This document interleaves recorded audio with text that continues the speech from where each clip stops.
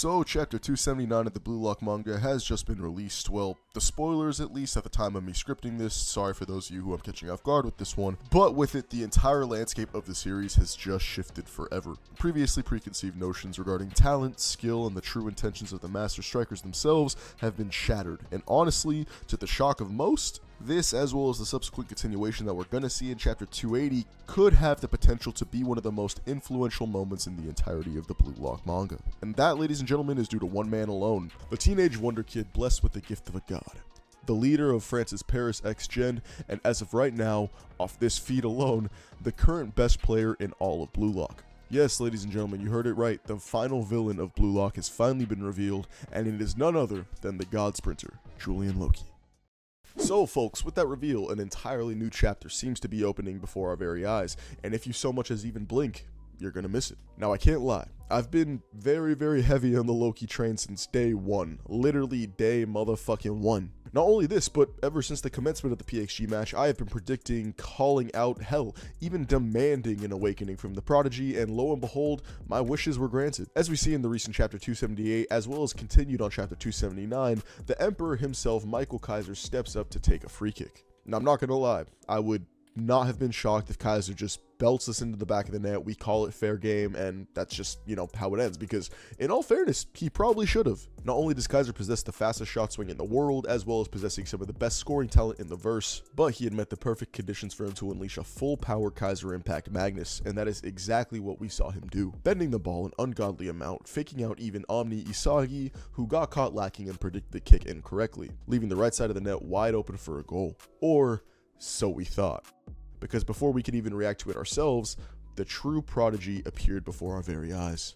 Yes, that is right, ladies and gentlemen. Kaiser, God's chosen emperor, and the one who seemingly was set on the path of rivaling the great Noah, has just been slaughtered before our very eyes. And the one who poses the biggest threat to the world's #1 now is, of course, his fellow countryman, Julian Loki. Now, I think most of us could see this coming from a mile away, but we've been pushing the Loki agenda for well over a year now, I would say, and the subsequent toppling of the world's #1 is seemingly upon us much quicker than anybody could have expected.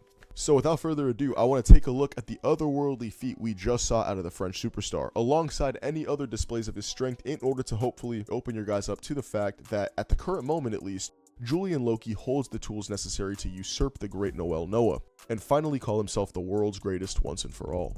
So, if you're new right here, listen up, and if you already know the drill, then grab some snacks, fill those cups, sit back, relax, and enjoy, and let's get straight onto the video, ladies and gentlemen.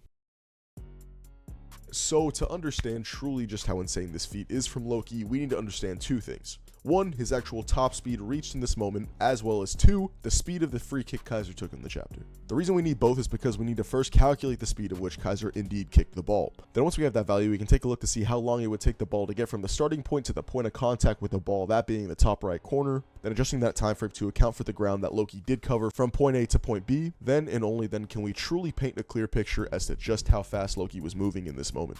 And for this, there are a couple of factors to account for. First things first, let's get Kaiser's free kick out the way. Now, it's no mistake here that Kaiser is the best option for a free kick. Not only does he possess potentially the best shooting we've seen thus far, but with the completion of his Kaiser Impact Magnus, it seems that his scoring ability has jumped to even greater heights. Not only this, but with the given scenario, Kaiser has met the perfect conditions for the Magnus. The ball placed perfectly for him to strike it cleanly to his own volition. On top of that, based on the fact that we see Isagi guess the incorrect path, Kaiser truly gets the optimal shot off, meaning he chose the perfect path for his desired shot, a wicked curve ending up in the top right of the net, supposedly ending the match for Bayern Munich, a shot that was capable of faking out the keeper as well as Omni Isagi, only to be stopped by Loki. Now, as I just said, optimal conditions were met for Kaiser's ideal goal, yet his plans were still snuffed out. Why is that? Well, the answer is pretty simple. Godspeed. The one weapon that truly trumps all in the world of Blue Lock, as we can see here. It doesn't matter what you put in front of it, Godspeed is able to negate it, and just as much as it doesn't matter what you put in front of it, nothing will be able to stop Godspeed, at least from what we've seen so far. So, getting down to the numbers, because this is where all the backing is, I'm gonna need you guys to sit down and listen up, because Papa doesn't want to confuse you. Okay, so how fast actually was the shot? Taking into account that the average speed of a teenage free kick is 27.9 meters per second, we do have to factor in that the Kaiser Impact is the fastest swing in the world. This means we can derive roughly a 20% increase on speed above the high school average. Furthermore, given the higher end speeds of professional free kicks that land at around 80 miles an hour, it's safe to say that Kaiser's shot speed is going to be a little higher than the high school average. I think most of us can make that assumption. Next up, we must factor in that this was a Kaiser Impact Magnus, not simply a Kaiser Impact, which means that we're deriving a higher spin threshold while dropping the overall speed of the shot itself, giving us a rough estimation of around 32.3 meters per second. Just for safe measure, as I said, the higher end of free kicks tend to be around 35.7 meters per second, so I think 32.3 for a high schooler is pretty safe bet. Given his positioning in the reference panel, we can derive a rough distance of nearly 28 yards, that being 26.6 meters, given the approximate distance from the 16.5 meter box, as well as the fact that the wall is required to be at least 9.15 meters away from the kicker per football regulations. The same wall that finds themselves smack dab in the middle of the penalty arc, just about 2 meters past the 16.5 meter box. On top of this, we can add 1 meter as just a differential factor for the error, just in case. So with that, we find ourselves at a safer approximation, that being about 28.65 meters from the box. Given the variables we have derived, it would take about 0.887 seconds to travel the full length once Kaiser kicks the ball. So, given the speed as well as the time differential, how can we determine Loki's speed from this? Well, there's one more thing we have to look into, and that's the wind. Given the fact that the wind resistance will slow the ball down before it reaches the contact point, we must first take a look at our speed numbers. We now know that the speed is a little higher than we would have thought before. However, given that the blue lock matches are played indoors, there is a minimal factor for wind resistance and drag that we must observe and take into account. I'll leave a link to NASA's drag equation article because this is kind of where I had to do a little bit of the breakdowns for the drag, only to kind of realize in the end it was a little bit of a waste. Drag being the force that acts in direct opposition to motion, resisting the object and leading to it decelerating over time.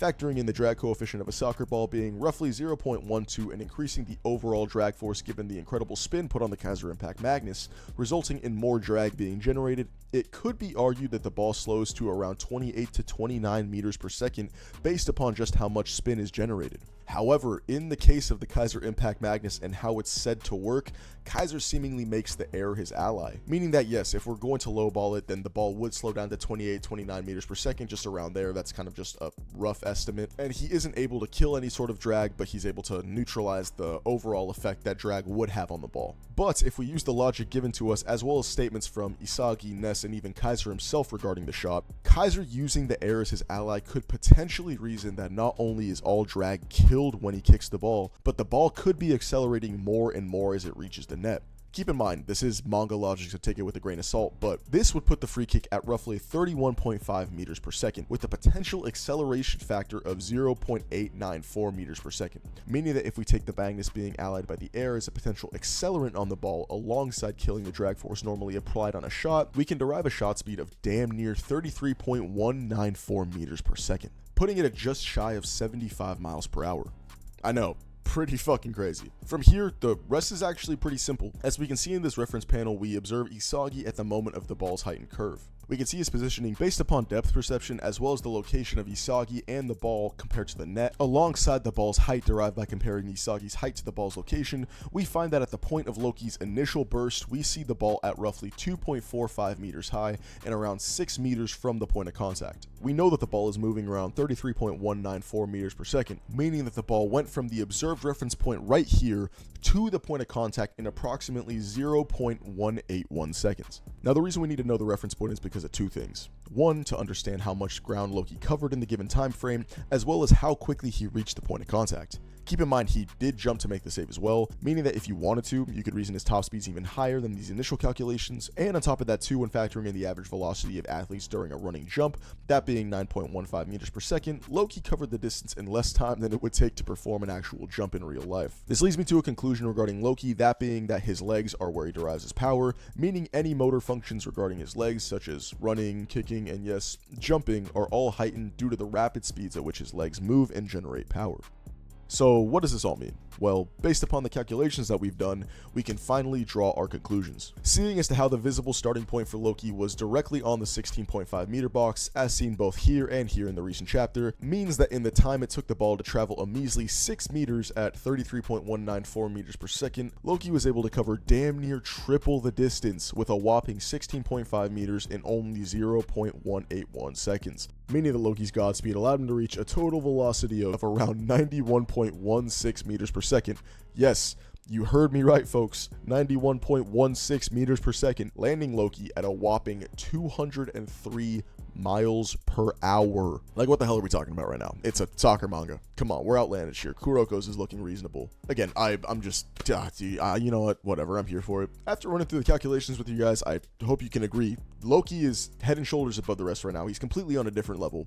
If this manga made any sense, he would blitz BM right now and end the match in the favor of PXG, because quite frankly, no one should be able to stop him. Noah even said as much earlier on when he was subbed into the match. But given the next chapter being Prodigy's Wall, I assume either Noah or Charles will screw my goat over in the end, or, you know, the author loses all sense of reality and Isagi just stops him because, yeah, that makes fucking sense. I mean, like, come on, but be realistic here. How is Isagi going to do anything? How is anybody going to do anything? You know what? I don't even fucking care anymore. Anyways, yeah, that's all I got for you guys today. This was way too much math. Damn, I need a nap.